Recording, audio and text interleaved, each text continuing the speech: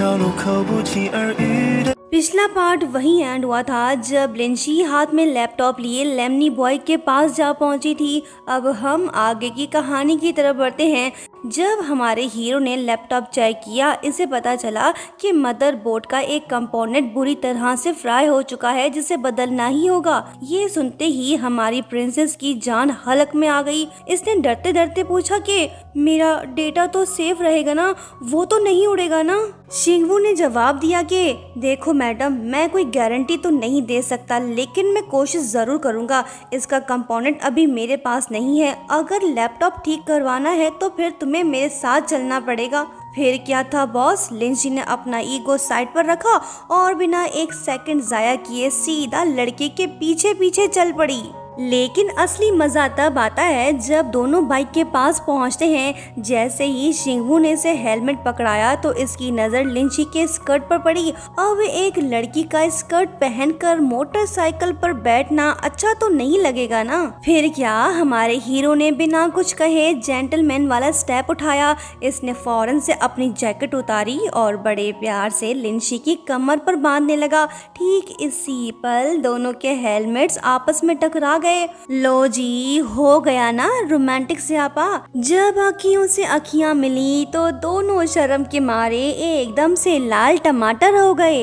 लड़के ने फौरन अपनी नजरें घुमाई और हिचकिचाते हुए बोला कि ये लो जैकेट खुद ही बांध लो। लड़की भी चुपचाप जैकेट बांधकर बाइक पर बैठ गई। लेकिन रास्ते में हमारी प्रिंसेस का डर के मारे बुरा हाल कि कहीं वो बाइक से नीचे न गिर जाए। इस डर से इसने शिंगवू का शर्ट पकड़ लिया ताकि ये गिर न जाए। जब ये दोनों एक खूबसूरत लवेंडर बाग के पास से गुजरने लगे तो वहाँ का हसीन नजारा देख हमारी प्रिंसेस तो दंग रह गई। इसने फौरन शिंगवू से कहा कि बाइक रोको, मुझे ये व्यू देखना है। लड़के ने इसकी बात मान ली। लड़की बाइक से उतरकर उस खूबसूरत नजारे को एंजॉय करने लगी। माहौल एकदम से फिल्मी हो चुका है। तभी कहानी में एक और सुपर फनी मोमेंट आता है जब लिंची ने देखा कि शिंगवू अपने बैग से पानी की बोतल निकाल कर खोल रहा है तो मैडम को लगा कि लड़का फुल जेंटलमैन बन के इसे ये पानी देने वाला है। सो इसने बड़े स्टाइल से बोतल लेने के लिए अपना हाथ आगे बढ़ा दिया।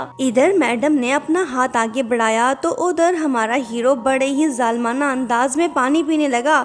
बेचारी लड़की तो शर्म के मारे पानी पानी हो गई। इस ऑकवर्ड सिचुएशन से पीछा छुड़ाने के लिए मैडम ने फौरन से टॉपिक बदला और एक सीरियस सवाल पूछ लिया कि तुम इतना हार्ड वर्क करते हो, हर जगह से पैसे भी कमा लेते हो, लेकिन फिर भी तुम्हारी फैमिली इतनी तंगी और मुश्किल हालात में क्यों जी रही है। लड़के ने पलटकर इससे सवाल पूछ लिया कि तुम खुद को तो देखो, जब तुम्हारी बीजिंग में इतनी आलीशान और वीआईपी लाइफ चल रही थी तो तुम इस छोटे से गांव में क्यों नाजिल हुई। लड़की की बोलती बंद, बोली कि खड़ूस इंसान, क्या तुम अच्छे से बात नहीं कर सकते। फिर लिंची इससे पूछने लगी कि तुम आखिर स्कूल से ड्रॉप आउट क्यों हुए, तुमने पढ़ाई क्यों छोड़ी। लड़का इसे कुछ नहीं बताना चाहता।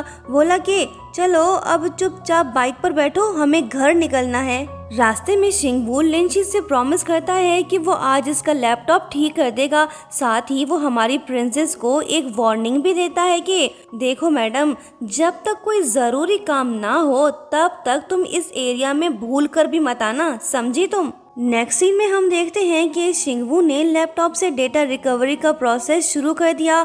अभी फाइल्स रिकवर हो ही रही थी कि तभी इसकी नज़र एक फोल्डर पर पड़ी जिसका नाम लिंची ने फेवरेट रखा था। ये देख शिंगवू थोड़ा क्यूरियस हो जाता है। इसने जैसे ही वो फोल्डर खोला तो अंदर हमारी प्रिंसेस की उसकी मॉम के साथ ढेर सारे इमोशनल और प्यारे फोटोज थे। लिंची अपनी मॉम से हद से ज्यादा प्यार करती थी। इन तस्वीरों को देखकर शिंगवू समझ गया कि अगर हालात इतने खराब ना होते तो आलीशान महलों में रहने वाली लिंची अपना सब कुछ छोड़कर इस छोटे से गांव में रहने कभी ना आती। अब सीन शिफ्ट होता है वापस घर पर, जहां लिंची अपने कपड़े धो रही होती है कि तभी इसके मोबाइल की घंटी बजी। बीजिंग वाले फ्रेंड का मैसेज आया जिसमें लिखा था कि मुबारक हो दोस्त, तुम्हारे अब्रॉड जाने के सारे डॉक्यूमेंट्स रेडी हो चुके हैं। बस फिर क्या, ये खबर सुनते ही हमारी प्रिंसेस खुशी के मारे झूम उठी क्योंकि इसका ड्रीम जो पूरा होने वाला है। लेकिन तभी दादी के कमरे से अजीबोगरीब आवाजें आने लगी। लिंची लिंची बिना एक सेकंड जाया किए अंदर भागकर जाती है तो वहाँ का नज़ारा देख ये घबरा जाती है। दादी बेड से नीचे गिरी पड़ी है, उनकी तबीयत और ज्यादा बिगड़ती जा रही है। लिंची पहले तो परेशान हो गई, लेकिन फिर इसने खुद को संभाला और दादी को फर्स्ट एड देना शुरू कर दिया। इसी दौरान बेहोशी की हालत में दादी अचानक से लिंची का हाथ जोर से काट लेती है। लिंची को दर्द तो बहुत हुआ, लेकिन ये उफ तक नहीं करती, चुपचाप दादी के पास बैठी रहती है ताकि उनकी तबीयत संभल सके। वहीं दूसरी तरफ घर के सिक्योरिटी कैमरे से शिंगवू ने ये सब देख लिया। वो काफी परेशान हो गया। जब ये कांपता हुआ दादी के रूम के अंदर दाखिल हुआ तो वहाँ का सीन बदल चुका था। दादी दवाई खाकर सो रही थी। ये देख शिंगवू की जान में जान आई, लेकिन तभी इसकी नजर लिंची के जख्मी हाथ पर पड़ी जहां दादी ने इसे काटा था। जब शिंगवू ने लिंची से इस बारे में पूछा तो हमारी प्रिंसेस ने बात को घुमा दिया। बोली कि कुछ नहीं हुआ, मैं बिल्कुल ठीक हूँ। हमारा हीरो समझ गया, सो इसने ज्यादा बहस किए बगैर रिपेयर शुदा लैपटॉप इसके हाथ में पकड़ा दिया और बोला कि चलो अब जल्दी से इसे चेक करो। जैसे ही लिंची ने अपना लैपटॉप खोला तो देखा कि इसकी सारी फाइल्स बिल्कुल सेफ हैं। ये देख वो बहुत ज़्यादा खुश हो जाती है। सोने से पहले शिंगवू ने वही बची कुची दवाई लिंची के हाथ में पकड़ा दी और बोला कि तुम इसे अपने जख्म पर लगा लो, कहीं इन्फेक्शन ना हो जाए। फिर लड़का सच्चे दिल से इसका शुक्रिया अदा करता है कि आज इसने दादी की जान बचाई।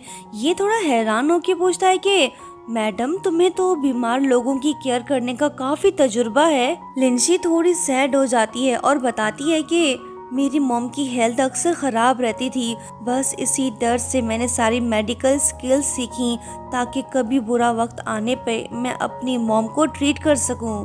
जैसे ही कमरे की लाइट्स ऑफ हुई तो माहौल एकदम शांत सा हो गया। लड़के की नींद उड़ चुकी है, ये बार बार करवटें बदल रहा है। लगता है कि प्यार के बुखार ने इसके दिल को डिस्टर्ब करना शुरू कर दिया। लड़की का भी यही हाल है। फिर कुछ दिन बाद हुआ ये कि शिंगवू अपने पैसों से एक एयर कंडीशनर ले आया और उसे लिंची के रूम में इंस्टॉल करने लगा ताकि उसे गर्मी ना लगे। लड़की चुपचाप इसके पास ही बैठी इसे काम करते हुए देख रही होती है। इसी दौरान शिंगवू के हाथ से एक स्क्रू नीचे गिर पड़ा। जब ये झुककर उसे उठाने लगा तो लिंची से रहा नहीं गया। ये स्क्रू उठाकर लड़के के हाथ में देने लगी। बस इसी पल दोनों की नजरें फिर से टकराई। माहौल रोमांटिक सा हो गया और लड़का बिल्कुल फ्रीज हो गया।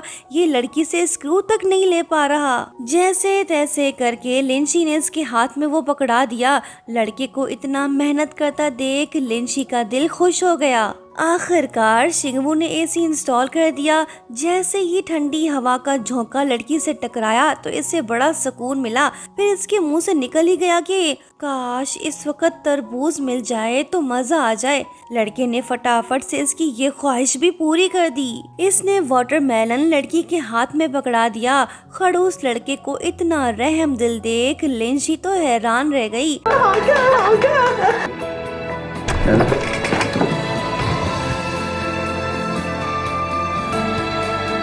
दोस्तों नेक्स्ट पार्ट काफ़ी इंटरेस्टिंग होगा तो देखना मत भूलना। और हाँ, चैनल को सब्सक्राइब करते हुए जाना। Thank you so much for watching. Bye bye.